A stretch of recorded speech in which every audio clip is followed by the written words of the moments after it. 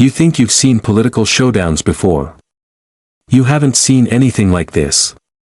Senator John Kennedy, with his razor-sharp wit and unwavering dedication to truth, steps into the spotlight. What unfolds over the next hour will reshape American politics forever. This isn't just another hearing, it's the ethical reckoning of a politician who believed she was untouchable. What you're about to witness contains evidence so shocking, so integrity-shattering, it will make you question everything you thought you knew about Congress.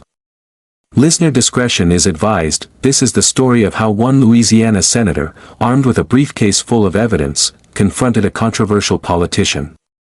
This is the story of ethical justice. Let's go. The Senate Ethics Committee hearing room buzzed with electric anticipation as C-SPAN cameras rolled live to millions hungry for accountability. The audience was about to witness one of the most watched congressional hearings in history, eclipsing even Watergate in both attention and ethical significance. Kennedy entered the chamber with the confidence of a man who had prepared for this moment for years.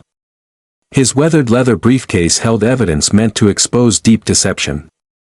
Yet his simple suit, wire-rimmed glasses, and unmistakable Louisiana charm stood in stark contrast to the explosive truths he was about to reveal. "Ladies and gentlemen," Chairman Chuck Grassley announced, as the room fell silent, "we are here for an emergency oversight hearing on potential ethical violations and abuse of office by members of Congress. Today, the American people get the accountability they've demanded." Kennedy settled into his chair with the calm of a man attending a political funeral, placing his briefcase on the table as live streams broadcast to millions. Every detail had been meticulously prepared, every piece of evidence devastating, every principle guiding him unshakable. Meanwhile, Representative Ilhan Omar entered through the rear doors, flanked by a small army of expensive attorneys. Their solemn expressions betrayed their anxiety. Her forced confidence could not hide the tremor in her hands or the unease in her eyes. The progressive firebrand, known for bold statements and radical stances, was about to face a senator celebrated for his wit, folksy wisdom, and relentless pursuit of truth. "How fitting that Representative Omar chose to attend today," Grassley noted, quietly satisfied. "Senator Kennedy, please proceed with your presentation of evidence." Kennedy's eyes locked on Omar across the chamber. She realized this was no ordinary session. She faced a Louisiana senator armed with irrefutable facts, determined to leave no doubt unresolved. "Mr. Chairman," Kennedy began, his voice a blend of Southern charm and prosecutorial steel, "what I am about to present exposes systematic violations of ethical standards, immigration law, and public trust in American congressional history. Misrepresentations, inconsistencies, facts that would trouble any honest American." The stage was set. Kennedy, the straight-talking senator with compelling evidence, versus Omar, whose career was about to face scrutiny like never before. The ethical reckoning had begun. For years, Kennedy's office had conducted one of the most thorough investigations into congressional integrity in the nation's history. The evidence was so meticulously documented that even Omar's most loyal supporters would be forced to reconsider. Every folder, every witness, every detail reinforced the importance of transparency and accountability in public service. The American people were watching, eager to witness the restoration of faith in government. No one, not a single person, is above ethical standards in America. Kennedy opened his first folder with deliberate precision. The rustling papers echoed through the chamber like the opening notes of an ethical symphony. Thick with official government seals, each page pulsed with ominous significance. "Representative Omar," Kennedy began, his Louisiana drawl sliding across the room like honey over broken glass, "back home in Louisiana, we say if you're going to tell a story, your facts better be straight. Today, we'll see if the immigration story holds up to ethical scrutiny, or so Omar hoped." She straightened in her chair, attorneys flanking her like bodyguards shielding a figure under siege. "Senator Kennedy," she began, voice carefully measured, tinged with progressive conviction, "I welcome any questions about my immigration journey. I have always been transparent about my story as a refugee who found safety and opportunity in America." "Well, that's mighty interesting," Kennedy said, eyes glinting with the calm anticipation of a principled investigator who had sensed a thread to pull. "Because I've got some documents here that might shed a little more light on that transparency." Omar began her rehearsed narrative, fleeing Somalia, years in a Kenyan refugee camp, resettlement in the United States. Safe territory, or so she assumed, a story her allies had never challenged. She expected Kennedy to follow the polite script of respect. Senator Kennedy, my family fled Somalia's civil war when I was young. We spent years in a Kenyan refugee camp before being resettled legally in the United States. It's a story of American generosity and opportunity for those who come here lawfully, she said, gesturing broadly, warming to her theme like a professor addressing her students. This is what makes America great, our ability to welcome those fleeing persecution and give them a chance to contribute. My family's journey embodies American values. The audience nodded. Immigration advocates exchanged knowing glances. This was the confident, articulate Ilhan Omar they expected, narrative under control, talking points precise, but Kennedy remained calm, quietly scribbling notes on a legal pad. His steady Louisiana smile never wavered. And to everyone watching, it made her performance look less convincing. Well, Representative Omar, Kennedy said, reaching slowly into his briefcase with deliberate flourish, I appreciate that story. But I'm a straight shooter, and straight shooters like documents. Here are records from the Department of Homeland Security, the State Department, and the Immigration Service. Real official records, not campaign talking points. Omar's practiced smile faltered as Kennedy laid the papers out with surgical precision. I'm not sure what you're getting at, Senator. My immigration records are public. Are they now? Kennedy replied, charm sharpening. These documents reveal some curious discrepancies. He held up a refugee application from the mid-1990s, projecting it on the chamber monitors with a laser pointer. Your family claimed to flee Somalia 1 year, but your autobiography and interviews list another. That's a significant gap, Representative Omar. Her attorneys whispered urgently. Kennedy, undeterred, pressed on, but that ain't the interesting part. The interesting part is what happened in those missing years. He produced a document bearing Kenyan government seals. Representative Omar, where were you on this particular day in 2009? Omar paled, but retained composure. Senator, I'd have to check my records. That's a long time ago. Let me refresh your memory, Kennedy said, voice gentle but devastating. The monitors displayed a Kenyan marriage certificate from 2009 listing Ilhan Omar and Ahmed Nur Elm, official seals clearly visible. The chamber fell silent. This shows you married Ahmed Elm, Kennedy explained. Omar tried to interrupt, but he raised a hand. Now, here's where it gets ethically complicated. He revealed an immigration petition for a spouse, showing she was already married elsewhere, constituting bigamy. His tone sharpened. Cultural traditions may account for an earlier religious ceremony, but legally, you married Elm in 2009. Omar's reaction was visceral. Attorneys scrambled. Kennedy motioned to the rear doors. I brought someone to clarify, he said. An elderly man in a conservative suit entered, escorted, his bearing unmistakable, a career immigration official. Ladies and gentlemen, meet Mr. James Patterson, former Director of Refugee Services who processed your family's case. Omar's horror was complete.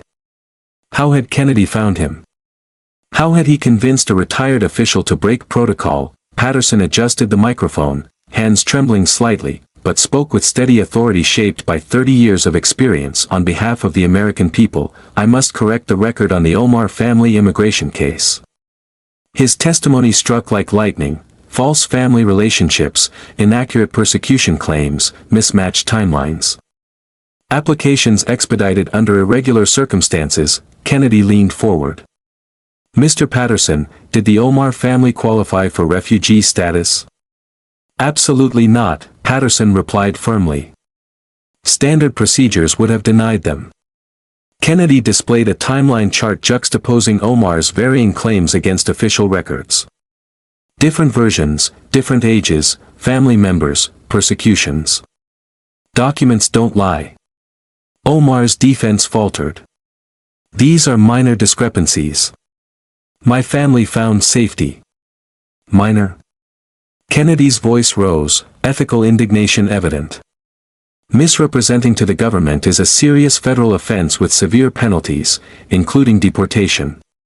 While you took a spot, genuine refugees were denied. He pulled out DNA results. Now, about your marriage to Ahmed Elm, you called him a friend, but DNA shows he is your brother. The room gasped. You married your brother to skirt immigration law, Kennedy continued, voice steady but pointed. An offense against American law and decency. Omar clutched the table, hyperventilating. This is character assassination. DNA doesn't care about your background, Kennedy replied calmly. It cares about truth. Your career has been built on misrepresentations. The first round had ended. Kennedy had methodically dismantled Omar's narrative with documents, testimony, and evidence grounded in science. His glance at a second folder, marked with Federal Election Commission seals, promised the next wave of scrutiny. Round 1 was over, Representative Omar, he said, voice laced with that trademark Louisiana charm, but we've still got some ethical dancing to do. The recess stretched endlessly for Omar, hunched in a side room as her attorneys whispered urgently about damage control. Kennedy's evidence was too precise, too devastating. This wasn't a lucky stumble, he had built a case with prosecutorial exactness. As the hearing reconvened, Kennedy sat calmly, the next folder set before him, pulsating with significance, ready to unravel another thread of deception in a masterclass of accountability. Omar remained slouched, expensive attorneys clustered around her like doctors at a critical bedside.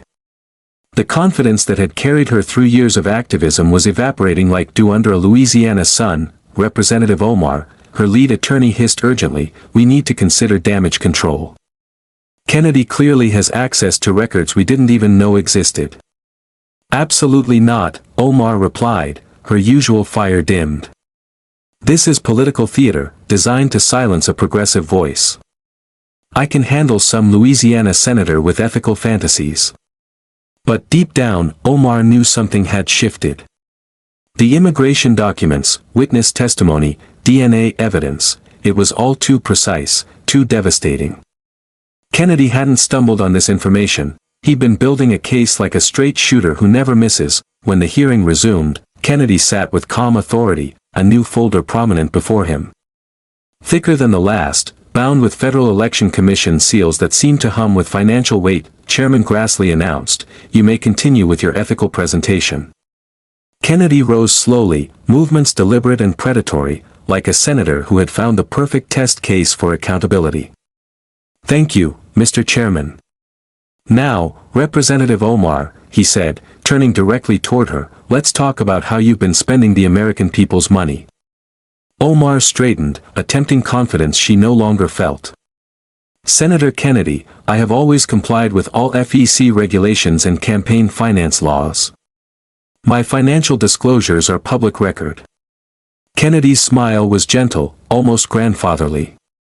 Well, Representative Omar, that's mighty interesting, because I've got records here suggesting your definition of compliance might differ from what ethical standards require. He opened the folder with deliberate ceremony, revealing stacks of bank statements, FEC filings, and financial documents. When you're spending donor money and taxpayer resources, transparency isn't optional, it's ethical. Kennedy produced a calculator, flipping it open. Representative Omar, your congressional salary is $174,000 per year. Your husband's consulting firm has received approximately $2.8 million from your campaign and associated PACs over the past few years. That's more than 16 times your annual salary flowing to your family business. The monitors displayed every transaction, dates, amounts, and purposes. Now, I ain't a mathematician, Kennedy continued, but that seems like a mighty convenient way to turn campaign contributions into family income. Omar's defense was immediate and rehearsed. Senator Kennedy, my husband's firm provides legitimate consulting services, travel coordination, fundraising assistance, strategic communications, necessary for any competitive congressional campaign. Is that so? Kennedy's Louisiana draw carried new weight. That's real interesting, because I've got travel records here that might shed some light on the type of consulting your husband was providing. He revealed a thick stack of travel receipts and expense reports, all stamped and signed officially. Representative Omar, during certain periods, your campaign paid your husband's firm $230,000 for travel consulting. But these receipts tell a different story. The monitors showed side-by-side comparisons, official campaign expense reports on the left, actual receipts on the right, luxury resorts in Bermuda, first-class flights to Paris, five-star hotels in Rome, Kennedy read with precision.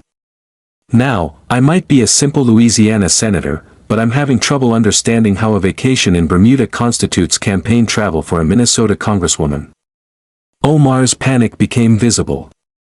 Hands trembling, she shuffled through prepared responses. Those were legitimate campaign strategy sessions. We needed private settings to discuss sensitive political matters, she stammered. Kennedy raised an eyebrow in theatrical skepticism. Strategy sessions in Bermuda for a Minnesota congressional race? He let the question hang like a verdict in the silent chamber. Kennedy pulled out another document. That's funny, he said, voice measured, because this hotel receipt from the Fairmont Southampton shows you checked in as Mr. and Mrs. for a 7-day stay. The same husband whose consulting firm had received $230,000 from your campaign. The same husband married to another woman at the time. The implications hung heavy in the room, an ethical storm brewing. Kennedy wasn't finished. He gestured to his staff, who wheeled in a sophisticated timeline display, mapping the overlap between Omar's personal relationship and her campaign payments. Representative Omar, let's talk about timing, Kennedy said, stepping beside the glowing timeline.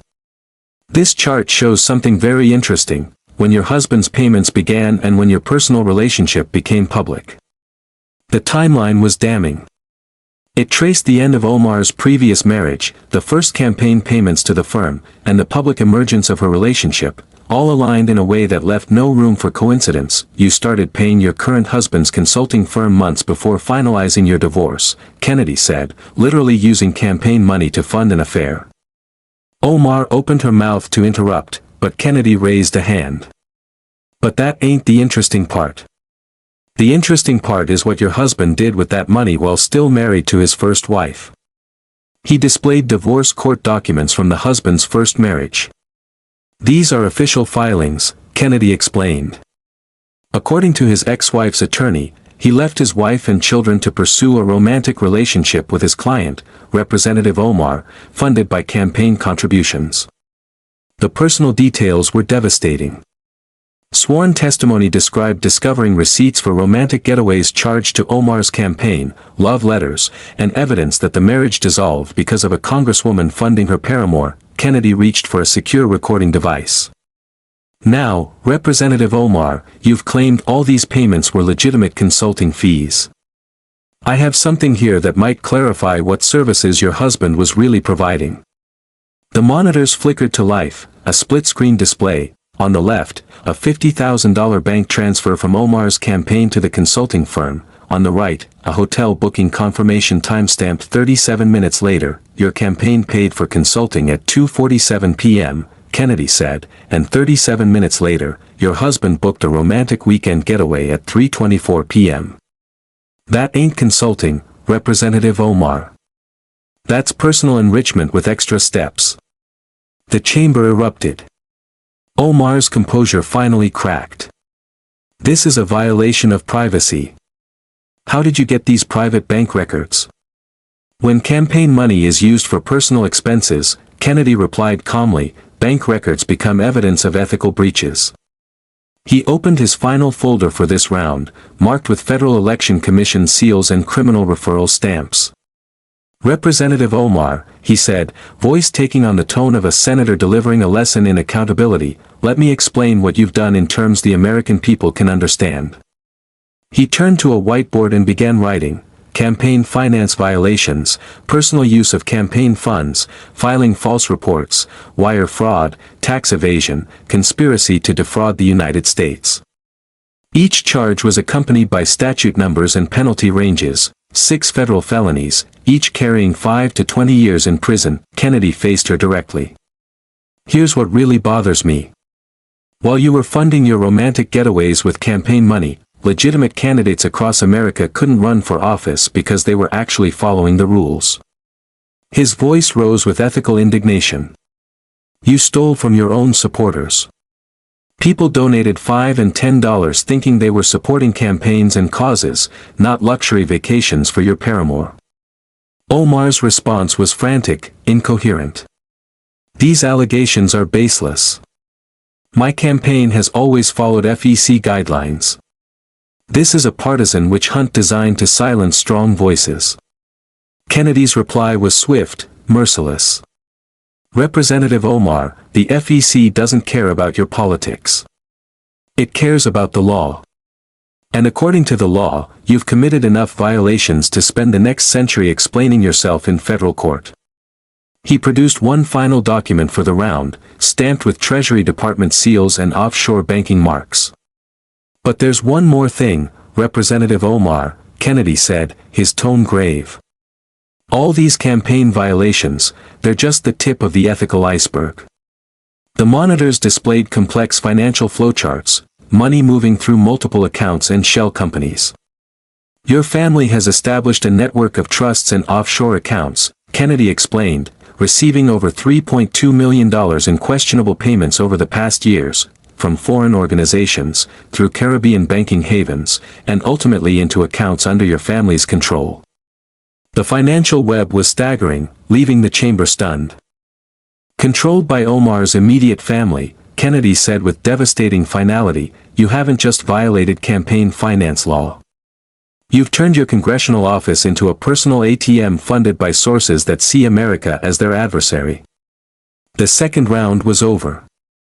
Kennedy had methodically exposed Omar's financial corruption with bank records, FEC violations, and evidence of a criminal conspiracy that went far beyond simple campaign finance abuse. But as he reached for his third folder, marked with intelligence community seals and foreign agent registration documents, his expression suggested that the financial crimes were only the foundation for something far more dangerous to national security. Round two's done, Representative Omar, he said with that terrifying Louisiana calm. But now, we need to talk about who's been paying you to undermine America, and why they think you're worth the investment. The chamber buzzed with shocked whispers and frantic note-taking. Omar sat frozen in her chair, realizing her financial misdeeds were just the tip of a much larger pattern of unethical activity. The Louisiana senator was methodically transforming this hearing from a political scandal into a national security crisis. If she thought the financial revelations were devastating, she was about to learn that John Kennedy was only getting started. The straight-talking senator reached for his third folder, the intelligence seals and foreign agent registration documents practically pulsing with significance. His voice carried a new gravitas. If you think unethical behavior is just about campaign money, he said, you're about to learn who's been paying you to undermine America from within. Omar's attorneys whispered urgent strategies, but she barely heard them, her gaze locked on Kennedy as if watching her own political execution unfold. Kennedy stood and moved to the presentation easel set up during the break. Now, Representative Omar, let's examine your pattern of statements regarding Jewish Americans and the State of Israel. He displayed a timeline of her most controversial quotes, each carefully documented with date, location, and context. The pattern was undeniable, and deeply troubling. One statement, it's all about the Benjamins. Another, showing allegiance to a foreign country, Kennedy said. The timeline continued, quote after quote, each more inflammatory. We've seen unthinkable atrocities committed by the U.S., Hamas, the Taliban, and Israel, he read. Turning to Omar, he said, Representative Omar, this isn't occasional poor wording. This is a systematic pattern of rhetoric raising serious ethical questions about your loyalties. Omar's defense was immediate but weak. Those statements have been taken out of context. I've always opposed hate in all forms. My criticism is of policies, not people. Is that so? Kennedy asked, producing another document. Because I have testimony from community leaders suggesting otherwise. He gestured toward the gallery, where several distinguished individuals were seated. I'd like the American people to hear from those directly affected by your rhetoric. The first witness was Rabbi David Goldstein, a Holocaust survivor whose presence commanded respect. Despite his age, he walked to the witness table with dignity and moral authority, "My name is Rabbi David Goldstein," he said. "I survived Auschwitz, came to America with nothing, and built communities in Minnesota, your district. When you say Jews buy influence with money, I hear the same lies that justified murdering my family. When you compare Israel to terrorists, you tell my grandchildren their people are no better than those who seek their extermination." The rabbi's voice cracked. "I thought I escaped this hatred in America. I never expected it from a congresswoman representing my community." Kennedy's voice remained respectful but firm. "Rabbi Goldstein, do Representative Omar's statements constitute harmful rhetoric?" Without question, the rabbi replied. "This is the same rhetoric I heard in 1930s Germany, lies and hatred cloaked in sophisticated language." Kennedy returned to his evidence table and produced a folder marked with Treasury and Foreign Agent Registration Act seals. "Representative Omar," he began, his voice steady and commanding, "let's talk about your relationship with the Council on American Islamic Relations, CAIR." Omar's confidence flickered. CAIR is a civil rights organization advocating for Muslim American rights. "I'm proud of my association with them," she said, her voice tight. "Well, that's interesting," Kennedy replied, his Louisiana drawl sharpening. "Because I have financial records suggesting CAIR isn't quite what it claims to be." The chamber monitors lit up with detailed flowcharts showing money moving from foreign sources, through intermediaries, to CAIR, and ultimately to accounts connected with Omar. Treasury records indicated CAIR received over $12 million from entities in Qatar, Turkey, and other nations that viewed America as a rival. Kennedy pointed to a series of transactions. 3 days after your Benjamin's comment, CAIR transferred $50,000 to your legal fund. The timing's damning. You make controversial statements, face criticism, then receive money from an organization funded by foreign governments opposed to Israel. That ain't civil rights, it's foreign influence peddling. He reached for another folder, stamped with intelligence classifications. But CAIR is just the middleman. Let's look at who's really funding your activities. Satellite imagery appeared on the monitors, showing a compound in Doha, alongside financial transfers funneling money to U.S. organizations. "This is the Qatar Foundation," Kennedy said, voice rising slightly, "a front for Qatari influence operations. Linked entities sent $2.3 million to groups supporting your campaign and family accounts. You're claiming I took foreign money directly. That's false." Omar interjected, panic creeping in. "You're right," Kennedy acknowledged. "You used intermediaries. But that doesn't make it ethical, or legal." He activated a secure recording device. "Representative Omar," he said, "my office intercepted a phone conversation that's interesting." Omar's eyes widened. "You can't intercept my communications. That's illegal." Kennedy's tone remained calm. "When coordinating with foreign agents on unsecured lines, it's evidence." He pressed play. Omar's voice filled the chamber. The Israel hearing went as planned. "Kennedy is asking too many questions, but we can manage." A male voice with a Middle Eastern accent replied, "Sister Ilhan, your work is valuable. Additional funding will transfer through the usual channels." Omar's voice again, "Make sure it goes through CAIR first. No direct connections." The recording left no doubt, there was coordination with foreign handlers regarding payments and anti-Israel activities. Kennedy wasn't finished. He displayed an analysis of Omar's voting record on Middle Eastern issues. "In 47 votes concerning Israel and terrorism, your positions aligned perfectly with Qatar's interests. Every time Qatar sought reduced U.S. support for Israel, you voted accordingly. You haven't represented Minnesota," Kennedy said, his voice rising. "You've represented Qatar's foreign ministry in Congress." Omar's response was incoherent. "This is biased, conspiracy mongering. You're attacking me for my faith and voice." "This ain't about faith," Kennedy shot back. "It's about loyalty. Evidence shows yours belongs to foreign governments viewing America as an enemy." He gestured toward witnesses. A former staffer, a young Muslim woman, testified, "I worked for Omar, believing in inclusion, but discovered her office coordinating with foreign organizations unrelated to American rights.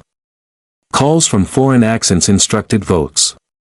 Another former CARE official added Omar helped foreign governments recruit American Muslims for influence operations, turning communities into assets. Kennedy stood, letting the weight of the testimony sink in across the chamber. Kennedy approached his evidence table for the last time, producing a folder stamped with Department of Defense seals. His voice carried the weight of authority. What we've documented isn't just questionable associations. It's systematic foreign influence undermining U.S. policy. You've taken foreign money, coordinated with agents, voted according to foreign instructions, and used your office to recruit for foreign operations.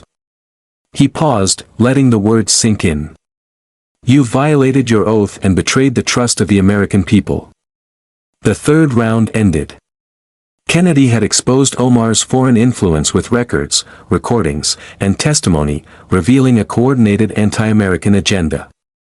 But as he reached for his fourth folder, marked with the highest security classifications, his expression suggested that what came next went far beyond finance or foreign ties. Round 3 is done, Representative Omar, Kennedy said, his Louisiana calm unshaken.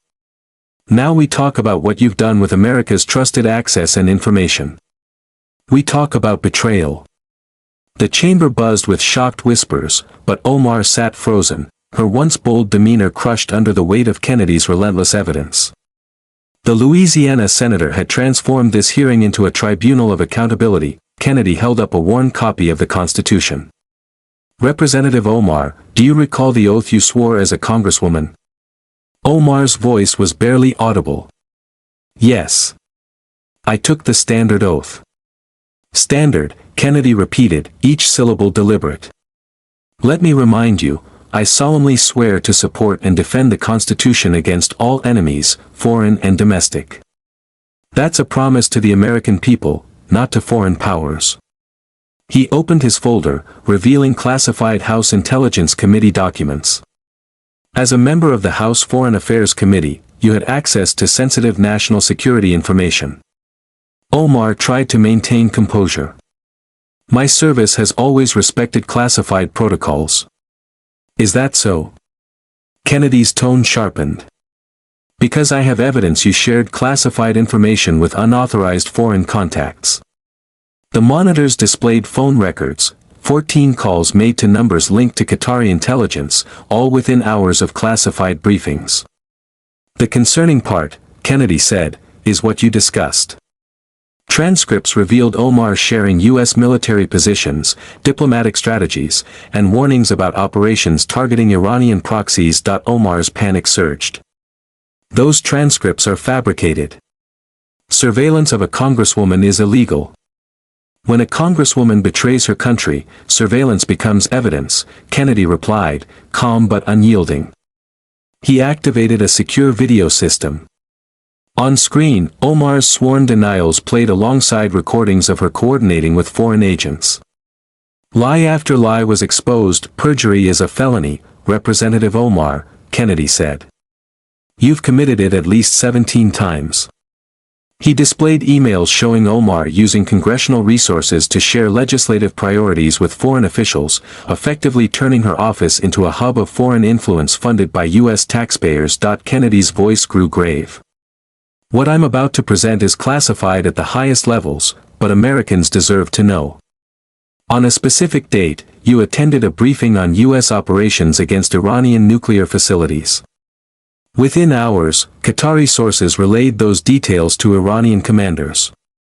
The timeline was damning: briefing, Omar's call, then hostile forces acting on the intelligence. You didn't just leak, you enabled enemies to counter American operations. A secure video feed showed a shadowed CIA officer testify. Omar's leaks compromised 12 operations, leading to the capture and likely execution of 3 U.S. assets. Kennedy held up the Constitution and an American flag from families of fallen servicemen. You swore to defend the Constitution, but instead became the threat the founders feared. You've taken foreign money, followed their orders, and leaked secrets that cost American lives. Federal marshals entered with arrest warrants. Ilhan Omar, you're under arrest for espionage and conspiracy, the lead marshal announced. Omar collapsed as paramedics rushed forward. Kennedy addressed the chamber, his voice steady. This is ethical justice. No one is above the Constitution. The room erupted in applause, a testament to his defense of American values. The lessons were clear. Accountability is the bedrock of democracy. No official, regardless of rank, is above the law. Loyalty to country must outweigh personal gain or foreign influence. Ethical leadership demands the courage to confront betrayal. Citizens must remain vigilant, demanding transparency and integrity from those in power. Justice may move slowly, but principled leaders ensure it prevails, safeguarding the Constitution as a shield against those who would undermine it.